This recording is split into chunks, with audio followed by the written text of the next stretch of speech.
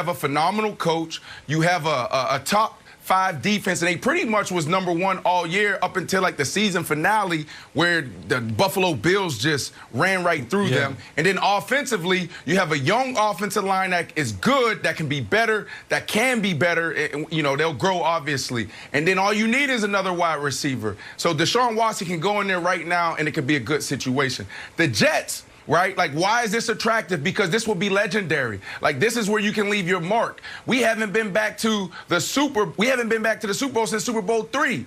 We haven't had a quarterback since the 60s and the 70s and Joe Namath. So this is a prime situation for you to say, you know what? I am an icon. I am elite. I am one of the best that have ever done it. So it's an attractive situation because of that. You got the #2 pick in the draft, which they probably have to give it up to get you, and then some more. You got the second most cap space in the league. So you have what you need there, and they're going to give you a seat at the table. Sorry, Texans, but we will do that. And the last team is the Panthers. Like, the only thing I got to say on the Panthers, Nick, is this.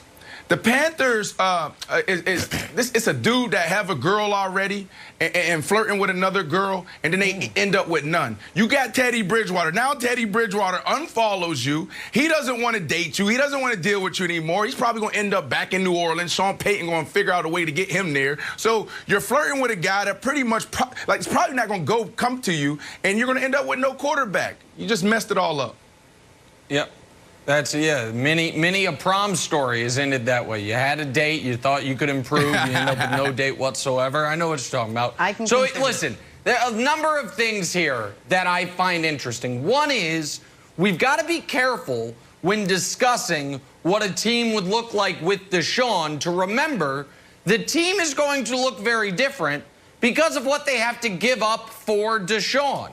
So don't tweet me, how great would Deshaun be with Christian McCaffrey? Because he wouldn't be with Christian McCaffrey, because McCaffrey would be going to the Texans. So, like, it would be Deshaun and Matt Rule, the coach, and whatever they build in Carolina. The reason I think the answer to this question is the Dolphins is because the Dolphins have enough surplus draft assets, courtesy of the Texans, and a young quarterback in Tua, that we do know mostly what the team would look like. They would be short a few draft picks, they wouldn't have Tua, and then they would have Deshaun along with that defense and the cap space they have to go get a receiver. But what I find more interesting is this, and I'm not doing this as a shot at your beloved Jets, Brandon, but if he would accept a trade to the Jets, where the hell would he say no to?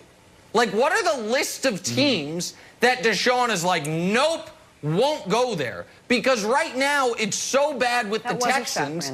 I think he's going to say yes to, I know he has a no trade, but I feel like he's going to say yes to any team. You might say, oh, he doesn't want to go to Detroit. Well, Detroit's not in the business for it. Detroit just traded for Goff. Like, he doesn't want to go. Does he not want to go to Jacksonville? I don't know, and I guess maybe Jacksonville is a team that could be in it if they wanted to trade Trevor Lawrence, the #1 pick.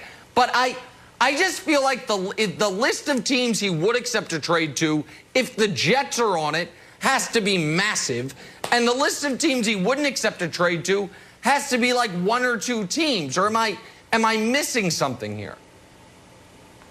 Well, first off, you're extremely disrespectful. So you're talking about, well, I'm not really trying to take a shot at your beloved Jets, and you take a massive shot. Yeah. No, I'll repeat exactly what I said, Nick. Deshaun, you think about Deshaun Watson. Let's talk about. Let's put him in the NBA. He's Dame Lillard. That's who he is. This is a guy to say, you know what? I'm not going to be the guy that leave my situation, join a super team to go chase a ring. Like, I'm going to get it done right here. We're going to build this thing this way. So I use that as an example because, if Deshaun chooses the Jets, all right, and this happens, that's his mentality. I'm in the biggest media market in the world. We haven't been to the Super Bowl since Super Bowl III. And we haven't had a quarterback since the 60s and 70s. I just said that. So I think that's a big thing. There's some guys that have that little thing in their head that thought of, man, I can be the person that turned this thing around. And I truly believe Deshaun Watson is one of those guys. And that's why you're seeing the Jets on this list as a potential landing spot for him. Well, 2 points. One is, to continue the analogy, if Deshaun Watson is Damian Lillard, the Jets are the Sacramento Kings. It's like, if you'll accept a trade there, you'll accept a trade anywhere. Then there's no team you're going to say no to. That's first of all. Second of all, the one thing for the Panthers that I will say is this. Unlike the Panthers are in this unique position, and this isn't me taking a shot at Brady, I promise.